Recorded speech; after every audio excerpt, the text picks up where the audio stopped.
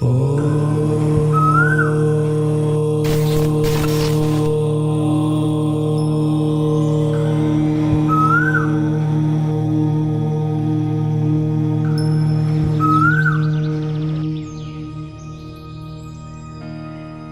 నమ శివాయ. శ్రీ విష్ణు రూపాయ నమః.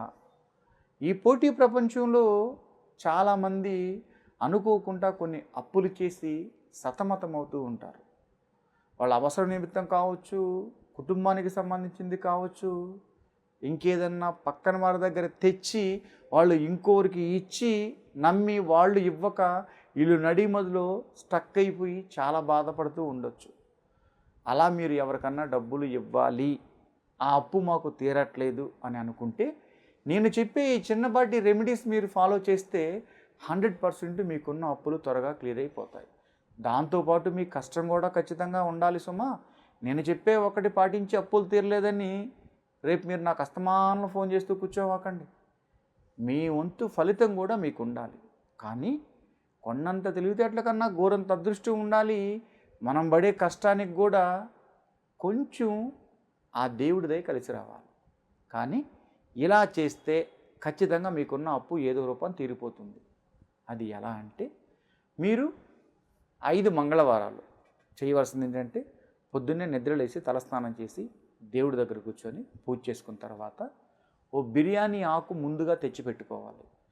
ఈ పూజకి కావాల్సింది మనకు మోస్ట్ ఇంపార్టెంట్ ఖచ్చితంగా బిర్యానీ ఆకు.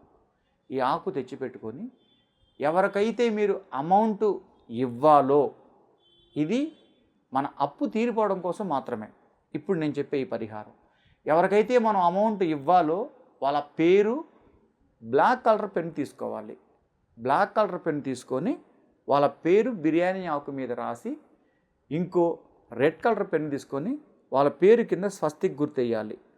వేసి పూజ చేసిన తర్వాత మీ పూజా మందిరంలో ఎవరిదైనా ఆ పేరు ఒక్కరిదే రాయాలి. ఒక్కరి పేరే రాయాలి.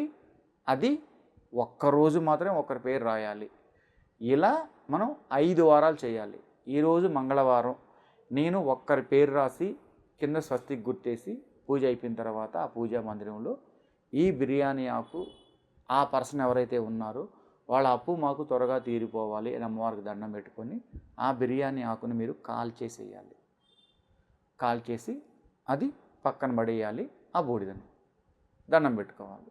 మళ్ళీ వచ్చే వారం ఇంకెవరికన్నా ఇవ్వాల్సి ఉంటే వాళ్ళ పేరు పైన రాసి కింద స్వస్తిక్ గుర్తియాలి. అలా ఒక్కసారి మొదలు పెడితే ఒక్కరప్పు అయితే 1 వారం చేయాలి.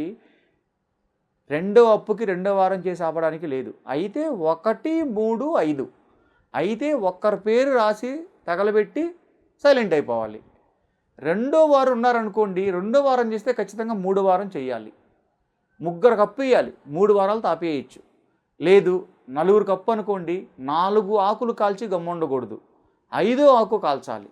అయితే ఒకరి పేరు లేదా 3 పేర్లు లేదా 5 మంది పేర్లు. అర్థమైంది కదా సమా? మనం 1 కప్పు వేయాల్సి ఉంటే 1తో ఆపేయచ్చు, 2 కప్పు వేయాల్సి ఉంటే 2 వచ్చేసి ఆపేయకూడదు. 3వ వారం ఎవరిదో ఒకరిది మనం కొంచెం అలా రాసి తగలబెట్టాలి.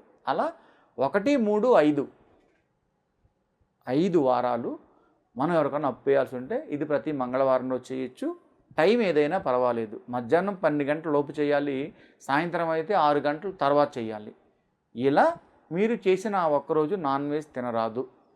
మనం ఎవరికైతే అప్పు ఇయ్యాలో వాళ్ళ పేరు బిర్యానీ ఆకు మీద రాసి కింద స్వస్తిక్ గుర్తేసి తగలబెట్టేసి అది పక్కన పడేస్తే వీలైనంత తొందరగా మనం ఎవరికైతే అప్పు ఇవ్వాలో వాళ్ళకి ఏదో రూపాన త్వరగా ఆ అప్పు తీరిపోతుంది. కనుక ఈ యొక్క పూజా విధానం పాటించి మీ అప్పు మీరే తీర్చుకునేలా చేసుకోండి. స్వస్తి.